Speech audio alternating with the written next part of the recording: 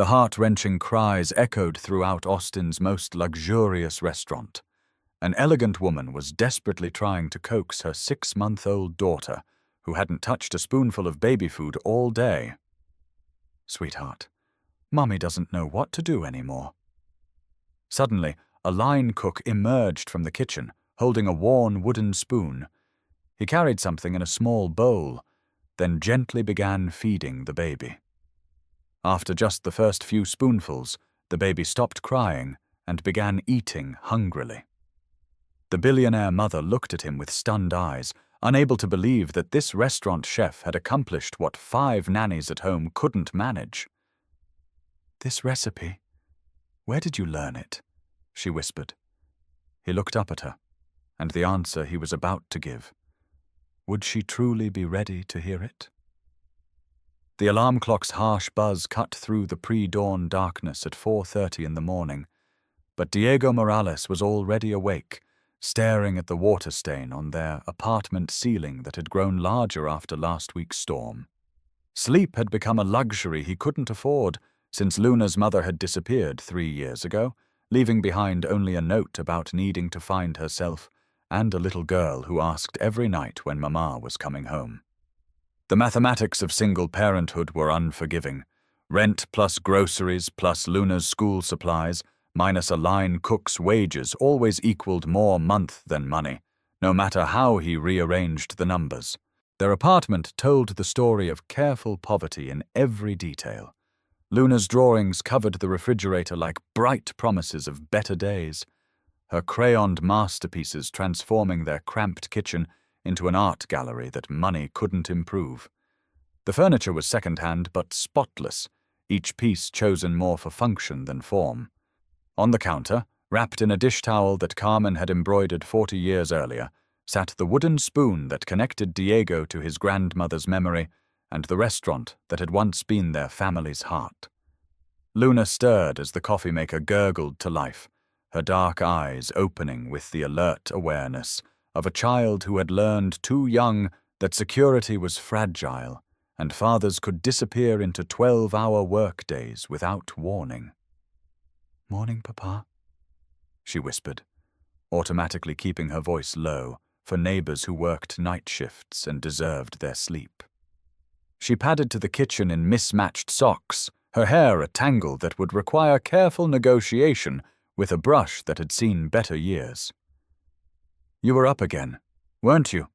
I heard you walking around." Diego knelt to her level, pulling Luna into a hug that smelled of yesterday's kitchen grease and the industrial soap that never quite washed away the scent of other people's dreams. "Just thinking about today's menu, mija," he said, the lie coming easily because protecting her from his worries had become as automatic as breathing. "What's your plan for school today? Are you still working on that science project about plants?" He asked not because he'd forgotten. Luna's schedule was memorized down to after-school pickup times and homework deadlines, but because her excitement about learning was the bright spot that carried him through double shifts and aching feet. Luna launched into animated descriptions of photosynthesis and root systems, her hands gesturing wildly as she explained how plants needed the right conditions to grow strong and healthy. Diego listened while spreading peanut butter on bread that was one day away from stale, crafting a lunch that would fill her stomach, if not satisfy her soul. Around them, their tiny kitchen felt warm with conversation and love, even if the heating bill remained a constant source of anxiety. "Mrs. Rodriguez says I have the best observations in class," Luna continued, then paused with the careful consideration that broke Diego's heart. "Papa, when you have your restaurant again, can I help with the garden? I could grow herbs like Abuela Carmen used to." The question hit Diego like a physical blow, not because it was painful, but because it carried such fierce faith in a dream that felt impossibly distant. Luna had never known Carmen's table, had only heard stories of the bustling kitchen where 3 generations of Morales women had cooked with love instead of just technique. But she spoke of his restaurant like it was inevitable rather than imaginary. Her belief in his dreams, more unwavering than his own, had become after 3 years of survival mode. Of course, Mija, he managed around the tightness in his throat. You'll be my head gardener and chief taste tester. I'll grow the biggest tomatoes in Austin, Luna declared with absolute certainty, then added more quietly, and then you won't have to work so many hours, and we can have dinner together every night, like the families on TV. The innocence of her wish revealed how much she'd observed and internalized about their circumstances, how she'd normalized his absence while still hoping for something better. Her quiet acceptance of their situation was both heartbreaking and inspiring, a reminder that resilience could coexist with dreams if you held them carefully enough. These morning conversations were sacred to them both, stolen time before the world demanded its separate pieces of their hearts. Diego had learned to treasure Luna's sleepy observations and ambitious plans, understanding that her childhood was measured not in toys and treats, but in moments when they could simply be together without the pressure of responsibilities that seemed to multiply faster than his ability to meet them. Listen to me, Luna, he said, taking her small hands in his calloused ones. Even if it takes longer than we want, even if the road is harder than we hoped, we're going to make it. Your papa might work in someone else's kitchen right now, but the recipe's in here. He touched her heart. And the love we share, that's already ours. Nobody can take that away. The walk to Luna's school took them through neighborhoods that showcased Austin's stark economic divisions, from their apartment complex with its peeling paint and broken playground equipment to the manicured lawns and luxury cars that marked the boundaries of serious money. Luna chatted about her friends and assignments, unconsciously shielding Diego from her awareness of what they couldn't afford. She never asked why they walked instead of driving, why her backpack came from a thrift store, or why he packed her lunches instead of giving her cafeteria money like other parents. Her matter-of-fact acceptance of their circumstances was both a gift and a responsibility that weighed on Diego's shoulders with every step. At the school gates, other parents arrived in SUVs that cost more than Diego earned in 2 years, their children carrying designer backpacks and discussing vacation plans that Luna absorbed without complaint or envy. She had inherited something more valuable than material abundance, Carmen's gift for finding joy in simple pleasures and making everyone around her feel valued regardless of their circumstances. Have a good day at work, Papa, Luna said, hugging him with fierce intensity. Make something delicious that makes people happy. Her standard farewell carried the weight of someone who understood that his work fed other families while theirs survived on love and carefully stretched resources. I love you more than all the stars in Texas, Diego said, their private phrase that had started when Luna was 3 and crying about monsters under the bed. Watching her run toward friends who welcomed her with genuine affection, despite her second-hand clothes and careful budget lunches, Diego felt the familiar mixture of pride and worry that defined single parenthood. Luna was thriving despite their circumstances, but he couldn't shake the fear that one financial crisis could unravel everything they'd built together. Meanwhile, across town in the Westlake Hills, Alexandra Reed stood in a nursery that resembled a luxury hotel suite more than a child's room, holding a baby who had been crying for 3 hours straight, despite every intervention money could buy. The irony wasn't lost on her that she could negotiate billion-dollar acquisitions during conference calls, but couldn't figure out why her own daughter rejected every formula, every feeding schedule, every expensive solution that pediatric consultants had recommended with the confidence of people who had never been alone with an inconsolable infant at 3 a.m. Everything in Isabel's nursery was perfect, from the Italian crib that had cost more than most families spent on rent to the custom wallpaper designed by artists whose names appeared in architectural magazines. But perfection, Alexandra had learned through 6 months of sleepless nights and professional failures, was no match for a baby who seemed to find no comfort in arms that had built an empire but couldn't provide the simple peace every child deserved. The room felt like a beautiful prison, filled with toys Isabel was too young to use, and furniture that prioritized aesthetics over the warmth that couldn't be purchased. Isabel lay in her arms like a small, furious protest against wealth's limitations, her cries echoing off walls that absorbed sound as efficiently as they absorbed money. 5 nannies had quit in succession, each claiming they'd never encountered such a difficult baby, leaving Alexandra to navigate motherhood with the same strategic planning she applied to hostile takeovers. But crying babies, apparently, were immune to market analysis and quarterly projections, resistant to the kind of systematic solutions that had built her fortune. Alexandra's housekeeper knocked softly before entering the nursery, her expression sympathetic but helpless. "Miss Reed, the night nanny sent her resignation this morning. She said—" The woman hesitated, clearly uncomfortable with delivering more bad news to an employer who was already stretched beyond her considerable limits. She said Isabel's crying was affecting her other clients, and she couldn't maintain her professional standards under these circumstances. The euphemism couldn't disguise the truth. Even professionals were giving up on a baby who seemed inconsolable. "Thank you, Maria," Alexandra said, with the controlled politeness that had gotten her through years of corporate negotiations where showing weakness meant losing millions. But alone with Isabel, her composure cracked like ice under pressure, revealing the exhaustion and self-doubt that no amount of success could armor against. "What do you need from me?" she whispered to her daughter, her voice breaking with the kind of vulnerability she'd spent decades learning to hide. "I've given you everything money can buy. I've followed every expert's advice. Tell me what I'm missing." The house around them was silent except for Isabel's cries. No siblings playing in adjacent rooms, no extended family dropping by with casseroles and unsolicited advice, no partner to share the overwhelming responsibility of caring for someone so small and needy. Alexandra had built her life around independence and control, but motherhood had revealed the limitations of both. Success in business required vision, strategy, and relentless execution.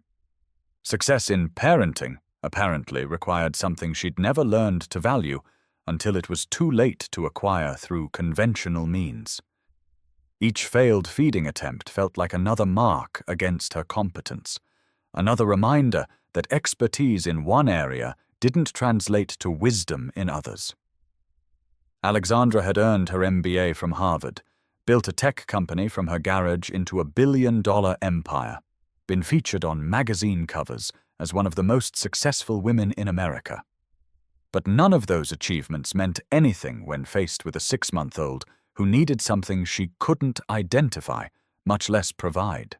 The morning sun streamed through nursery windows that faced a garden maintained by professional landscapers, every flower and shrub perfectly placed, but somehow lacking the organic warmth that made spaces feel alive rather than simply expensive.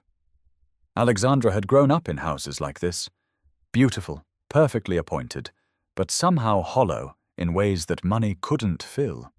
She'd sworn her own child would know love and warmth, but Isabel's constant crying suggested that good intentions weren't enough to bridge the gap between providing and nurturing. As morning dissolved into afternoon, Diego moved through his prep work at Pinnacle Bistro with the mechanical precision of someone whose hands knew their tasks well enough to free his mind for more pressing concerns. The knife work was meditative, julienning vegetables with the rhythm Carmen had taught him as a boy, when cooking was magic instead of survival, and kitchens were places of joy rather than just employment. Around him, younger cooks complained about hangovers and weekend plans, while Diego calculated whether he could afford both Luna's field trip permission slip and their electric bill this month. The kitchen's hierarchy was clearly established, with Diego occupying the invisible middle ground between new hires who burned sauces and senior cooks who had given up dreaming of anything better than their current station. His position was vegetables and basic sauces, work that required skill but offered no creativity, No opportunity to showcase the techniques Carmen had passed down through generations of family cooking. Head chef Frederick Walsh preferred his line cooks efficient and silent, uninterested in their backgrounds or aspirations beyond their ability to execute his menu without variation or personal interpretation. Carmen's wooden spoon hung from Diego's belt loop, a talisman that connected him to better days when he'd owned his own restaurant and cooked with love instead of desperation. The spoon was worn smooth by decades of use, its surface polished by countless meals that had nourished both body and soul.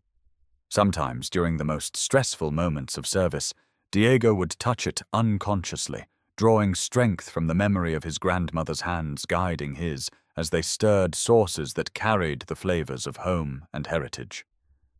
"Morales, your knife work is getting sloppy," Frederick announced during the lunch rush, his voice cutting through kitchen noise with practiced authority. The criticism was unfair. Diego's vegetables were consistently perfect, cut with the precision of someone who understood that every element mattered. But challenging Frederick's judgment would mean unemployment, which meant losing Luna to a system that had already taken too much from their family. Diego nodded without argument, understanding that some battles weren't worth fighting when the stakes were survival rather than pride. During his break, Diego stepped into the alley behind Pinnacle Bistro, where the Austin heat felt honest compared to the artificial climate of the dining room where wealthy customers consumed cuisine that bore little resemblance to the food that had shaped his understanding of cooking's true purpose. He pulled out his phone to check for messages, finding a text from Luna's teacher about the field trip deadline and another from their landlord about late fees that would compound their financial stress exponentially if not addressed soon.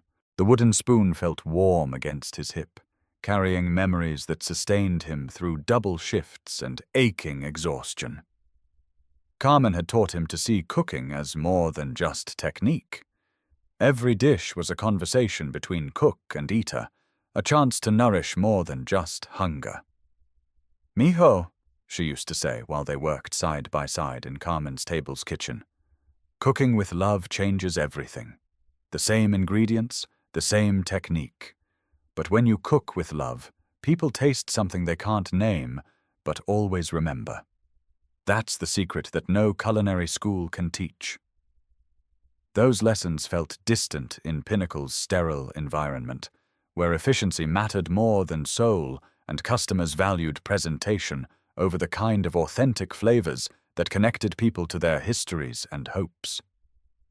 But Diego carried Carmen's wisdom like a flame that couldn't be extinguished by circumstances, keeping alive the dream of returning to cooking that mattered beyond profit margins and restaurant reviews. That evening, as Pinnacle Bistro prepared for another service, catering to Austin's tech elite, Diego noticed the commotion at table 12 before he heard the crying. A woman in an expensive suit sat with a baby who seemed inconsolable, her usually perfect composure clearly strained by maternal helplessness that money couldn't solve. The sound triggered every paternal instinct Diego possessed, not just hunger or discomfort, but the deeper distress of a child whose needs weren't being understood or met despite obvious resources and professional intervention.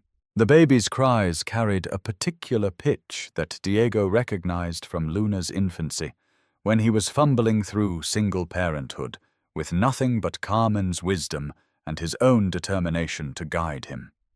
He'd spent countless nights walking the floors of their old apartment, Luna in his arms, while he hummed the songs Carmen had taught him, learning that sometimes what children needed most couldn't be found in parenting books or pediatric offices, but in the simple act of being present with love and patience. Other servers exchanged glances, none wanting to approach a situation that obviously involved serious money and family crisis. The woman's designer clothes and expensive accessories marked her as someone whose displeasure could affect jobs and reputations, making her distress a professional hazard rather than an opportunity for compassion. Frederick emerged from his station with jaw set in frustration, clearly viewing the crying baby as a disruption to his carefully orchestrated evening rather than a human being in need of help. "Someone needs to handle that before it drives away our other customers," Frederick announced, his tone suggesting pest control rather than customer service. The other diners were indeed beginning to show signs of irritation, their quiet conversations interrupted by cries that seemed to grow more desperate with each passing minute. The woman at table 12 looked increasingly isolated, her obvious distress making others uncomfortable in the way that privilege often reacted to genuine vulnerability. Diego wiped his hands on his apron, something stirring in his chest that had nothing to do with kitchen protocols and everything to do with recognizing desperation that transcended economic circumstances. He'd seen that look before in his own mirror during Luna's most difficult nights, the helplessness of loving someone whose needs exceeded your knowledge, the exhaustion of trying everything and finding nothing that worked, the fear that your failures might cause lasting harm to someone completely dependent on your care. "I'll take care of it," he said quietly, moving toward the dining room with the kind of purpose that had once built a restaurant from nothing but recipes and determination. Frederick shot him a warning look, clearly preferring that line cooks remain invisible to high-paying customers. But Diego was already untying his apron with hands that moved with sudden urgency. He paused at his station to retrieve something from Carmen's collection. A recipe so simple it seemed impossible that it could solve what expensive specialists couldn't address.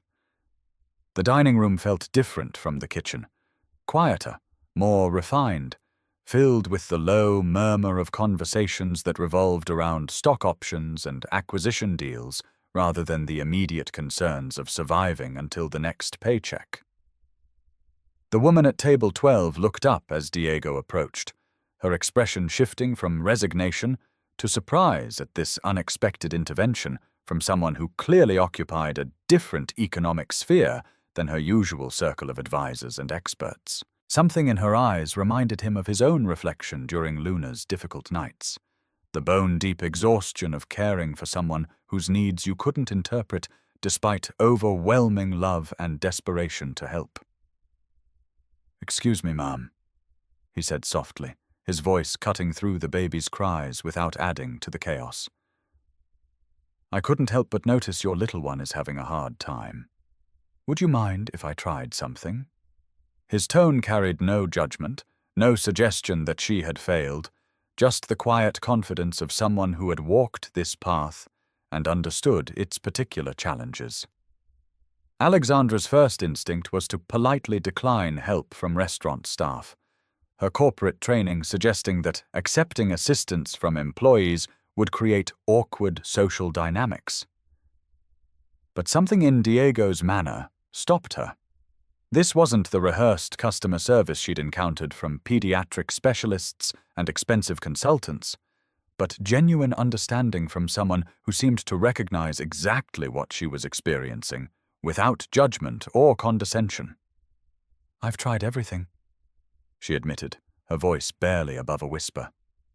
The confession carried the weight of 6 months of failed attempts and expensive failures, of specialists who had offered theories but no solutions, of nights spent wondering if her inability to comfort her own child marked her as fundamentally unfit for motherhood. 5 different formulas, 3 feeding schedules, specialists from Switzerland. Nothing works. She won't eat for anyone. Diego nodded with the understanding of someone who had walked this path without unlimited resources or professional support networks. "Sometimes the old ways work better than the new ones," he said gently, already moving toward the kitchen where Carmen's recipes waited in his memory like tools perfectly suited for this moment. "May I try something my grandmother taught me? It's simple, but it might help." In the kitchen, Diego worked with focused intensity that drew curious glances from his colleagues, measuring ingredients by instinct rather than precise calculation. Rice water, a touch of honey, herbs that carried the memory of countless generations who had soothed crying babies without pediatric specialists or emergency consultations. His hands moved with Carmen's rhythm, her voice echoing in his memory. When a baby cries like that, mijo, they're not just hungry for food. They're hungry for home, for flavors that speak to something deeper than nutrition, something that connects them to the love that made them. The wooden spoon felt warm in his hands as he stirred the mixture, its smooth surface worn by decades of similar moments when simple wisdom had proven more effective than complex solutions.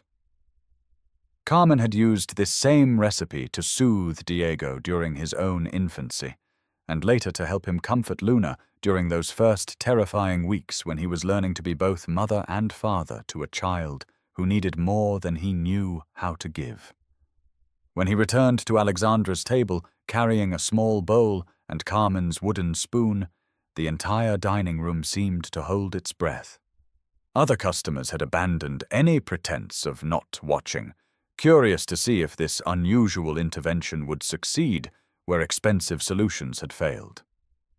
The contrast was stark, a line cook in flour-dusted whites approaching a billionaire's table with nothing but rice water and inherited wisdom, carrying the hopes of someone who had run out of options. Isabel's cries stopped the moment Diego began speaking to her in soft Spanish, his voice carrying the same gentle authority he used with Luna during difficult moments.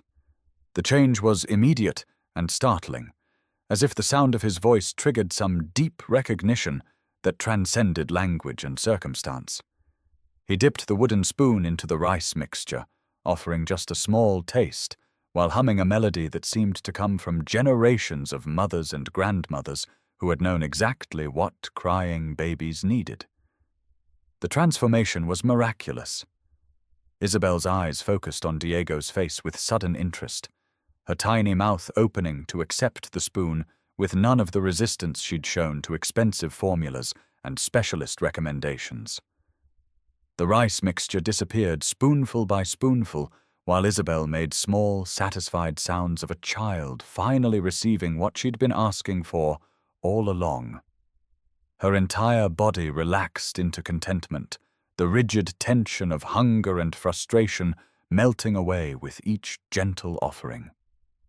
Alexandra watched in stunned silence, overwhelmed by gratitude and confusion that made coherent speech impossible. Around them, other diners abandoned their meals to witness this unexpected display of practical magic that defied everything she understood about expertise and credentials.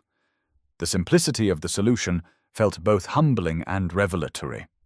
After months of expensive failures, her daughter was being saved by rice water and a wooden spoon, administered by someone whose annual salary probably equaled her monthly clothing budget. "How did you—" she began, then stopped, recognizing that the question was bigger than technique or knowledge. This wasn't about cooking skills or pediatric training, but about something more fundamental, the kind of wisdom that came from understanding children's needs on a level that couldn't be taught in medical schools or purchased through consultations. The wooden spoon in Diego's hand was clearly well used, polished smooth by countless meals and feeding sessions that carried stories Alexandra couldn't yet understand, but somehow recognized from some deep place of memory. "Sometimes babies need more than nutrition," Diego said quietly, continuing to feed Isabel with the patient rhythm of someone who had done this many times before. "They need connection, familiar flavors, the taste of home that speaks to something deeper than hunger." His words carried layers of meaning that Alexandra couldn't quite grasp, hints of knowledge that seemed both ancient and practical, rooted in traditions that her world of corporate success had never valued or recognized. "This recipe," she said, her voice catching with emotion she couldn't name. "Where did you learn it?" The question felt loaded with importance beyond its simple words, as if the answer might unlock something crucial that had been lost for too many years. There was something familiar about the gentle way he fed her daughter, something that triggered memories she couldn't quite access, but felt in her chest like the echo of safety and love. Diego studied her face carefully, seeing something that made his expression shift from professional courtesy to startled recognition. The way she held her daughter, the expensive clothes that couldn't hide her desperation, even her voice carried hints of something that connected to memories he'd carried for decades. "My grandmother taught me," he said slowly, his voice gaining certainty as pieces fell into place. "Carmen Morales. She used to work for a family on Westlake Drive, a little girl who loved to cook and had the best palate Carmen ever encountered." The words hit Alexandra like a physical blow, triggering a flood of memories she'd spent decades trying to suppress. Suddenly she was 7 years old again, standing on a kitchen stool while Carmen taught her to stir rice pudding, speaking in the mixture of Spanish and English that had been the soundtrack of her happiest childhood moments. Carmen, who had been more mother than employee, who had filled their cold mansion with warmth and the smell of fresh tortillas, who had been dismissed without ceremony when Alexandra's father decided his daughter was becoming too attached to the help. "Carmen," Alexandra whispered, the name feeling foreign after years of not saying it aloud. "She made arroz con leche every Saturday morning. She taught me that cinnamon was like a hug for your tongue." The specific memory emerged with crystalline clarity, along with the devastating recollection of that terrible morning when Carmen's belongings were packed and she was gone, leaving only the lingering scent of vanilla and the echo of lullabies that no one else knew how to sing. The recognition in Diego's eyes confirmed what her heart already knew. "Your little Alex," he said, not a question, but a statement of wonder. "She kept a picture of you on her kitchen wall until the day she died. 7 years old in a yellow dress, helping her make empanadas. She said you were the daughter she never had, that teaching you to cook was like passing on her soul to someone who would treasure it forever." The revelation shattered something in Alexandra that had been carefully constructed over decades of emotional distance and professional success. Carmen hadn't just been their housekeeper. She'd been the source of every warm memory from Alexandra's childhood, the person who had taught her that food could be comfort and love and connection all at once. After Carmen's dismissal, meals had become silent affairs of proper nutrition and perfect table manners, but never again the joyful celebrations that had made their enormous house feel like home. "I looked for her everywhere," Alexandra said, tears flowing despite her attempts at control. "After my father died, I hired investigators, searched public records, returned to our old neighborhood. I wanted to apologize, to explain that I never wanted her to leave, that losing her was the worst thing that ever happened to me." The confession spilled out in a rush, years of guilt and regret finally finding voice. "I would have given anything to tell her that she was more of a mother to me than anyone else in my life." Diego reached across the table, his flour-dusted hand covering hers with surprising gentleness. "She knew," he said softly, his own eyes bright with tears. "She never stopped talking about you, never stopped hoping you'd remember what she taught you about cooking with love instead of just following recipes. She said the saddest part wasn't losing her job. It was watching a little girl who understood flavors like poetry get turned into someone who only knew business." The conversation continued late into the evening, bridging decades of separation with stories that honored Carmen's memory while healing wounds that had never properly closed. Diego spoke of Carmen's final years, how she'd kept Alexandra's memory alive through recipes and anecdotes, how she'd passed down not just cooking techniques, but the philosophy that every meal was an opportunity to show love. Alexandra shared the emptiness that had followed Carmen's departure, how she'd buried herself in academic achievement and later business success to fill the void left by losing the only person who had ever made her feel truly valued for who she was rather than what she accomplished. 6 months later, Carmen's table reopened in a restored Victorian house in East Austin, its kitchen anchored by a wall-mounted display case containing Carmen's wooden spoon, alongside photographs that told the story of 3 generations united by love and separated only temporarily by circumstance. Luna worked weekend mornings, her bright smile and bilingual chatter making customers feel like family, while she saved money for the culinary school she'd decided to attend after watching her father transform his pain into purpose. Isabel spent her afternoons in a high chair beside the kitchen pass, watching Diego work while eating variations of the rice mixture that had saved her that night at Pinnacle Bistro. She was learning to say Carmen while pointing to the photograph, understanding somehow that the woman she'd never met was responsible for the love that surrounded her daily. And sometimes it was when the light hit the kitchen just right and the smell of fresh tortillas filled the air. Alexandra could swear she felt Carmen's presence watching over them all, satisfied that her recipes had finally found their way home where they belonged, served with hands that remembered how to cook with soul instead of just technique.